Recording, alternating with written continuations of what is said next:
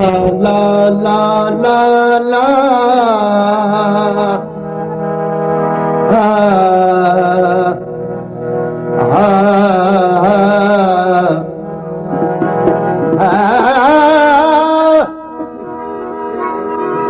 विदुर जे बनन में जोर करे सारी छडेरा छपरे धोबण ही धारी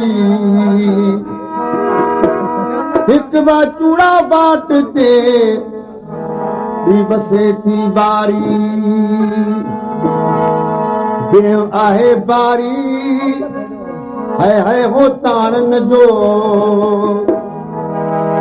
गई के चिड़ा काल तू अॼु थी पेर निहारी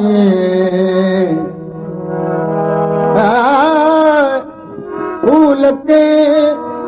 लंघे लक सवा थिया तो तहिड़ा हाल कंदई सार संभाल वञी केच वणन में पंहिंजो कन कन प्रीबूं पंहिंजा कया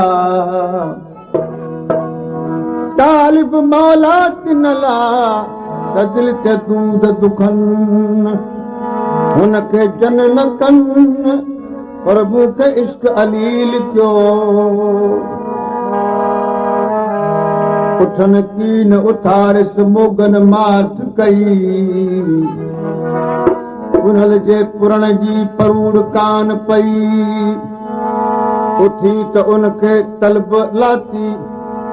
उथी त उनखे इश्क लाती तलब तई हो बई रे बई फिर वाका कंदी वरने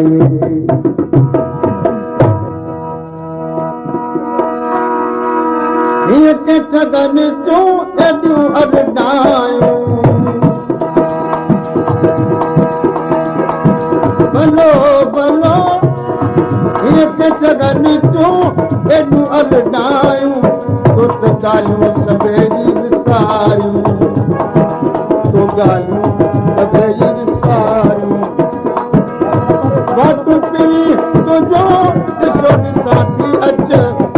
वरी त गॾिजी खारियूं अलाह अच वरी त गॾिजी खारियूं सभु बयानूं तुंहिंजो पोइ मञा थी अच वरी त गॾिजी खारियूं अलाह अच सभु बयानूं तुंहिंजो पोइ मञा थी अच वरी त गॾिजी खारियूं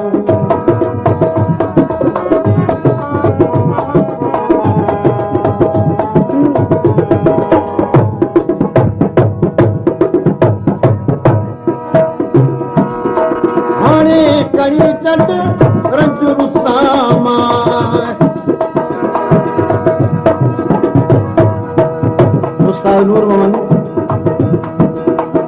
जय पे नाम ॾिनो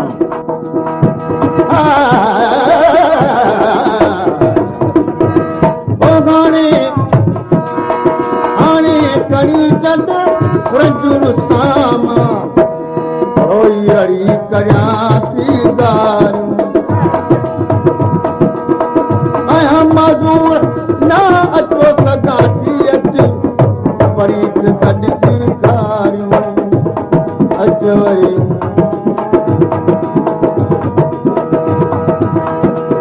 ला ला ला ला ला ला ओ बो बो बो बो बो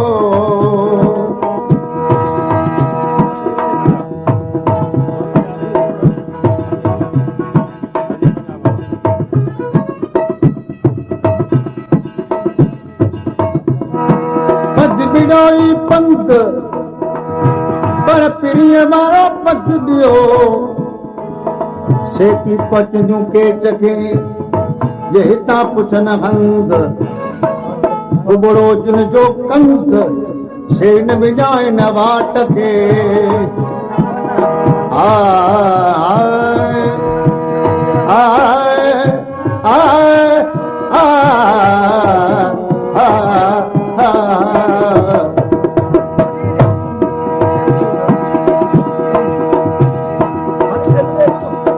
हाणे कणी चंड रंजुर सामा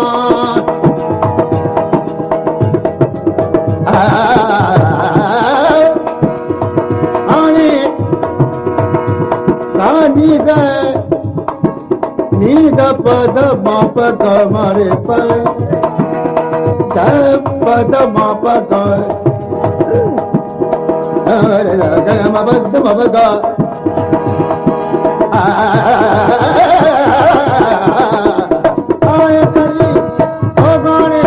गणी चंड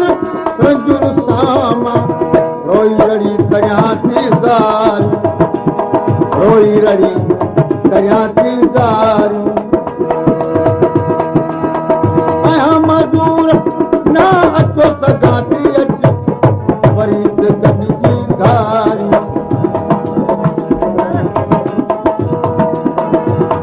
उधारली रेंज जाए बियर में नाम नो ओ वरी गॾिजी घारी वो सब बयानो तुझो मुख मञा थी अच वरी गॾिजी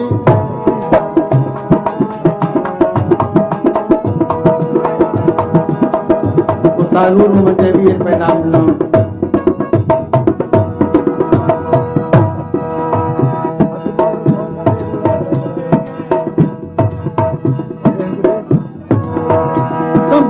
कंबदे गल तूं अॻियां थई केच साईं तलब मुराजी कलाम ला ख़ासि मां चई मोहम्मद जुमन डायरी साहब साईं तलब मुराजी कलाम मोहम्मद जुमन डायरी समाज ने ॿुधाए कंबदे हल तूं अॻियां थई केच मथो मतां मथे खणी हिणी थी चई हेच हो जैसा पातुई पेच सो ॾाढो अथई ॾेह में भली वर बियो ॾेई ॾऊं दुहाग जो सिक वजन सां सेग में भली केचन कहर कयो सिक वजन सां सेग में भले केचन कहर कयो हाणे नियोड़ी नियो इश्क आरी जाम जे होलती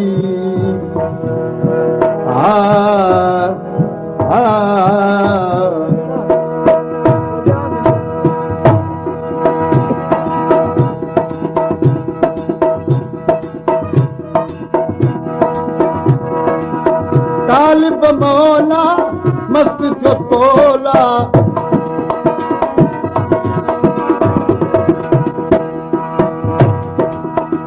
तालिब मौला मस्त थियो तोला मुख समझो सजन तो धारी बोल पियल काईअ ॿुधां थी अच वरी त गॾिजी घारियूं अच वरी वो सब बयानो तुझो बोब मञा थी अच वरी त गॾिजी घारियूं अच वरी एक्साइज इंस्पेक्टर जनाब बकरवास खान इनाम मिलियो आहे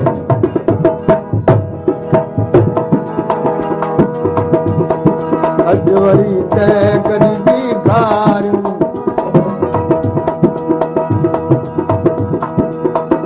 उस्ताद मोहम्मद इब्राहिम रिंद जेको हकनवाल खान का इनाम घुरायो आहे 50 रुपए इनाम ॾिनो अच वरी त गॾिजी घारियूं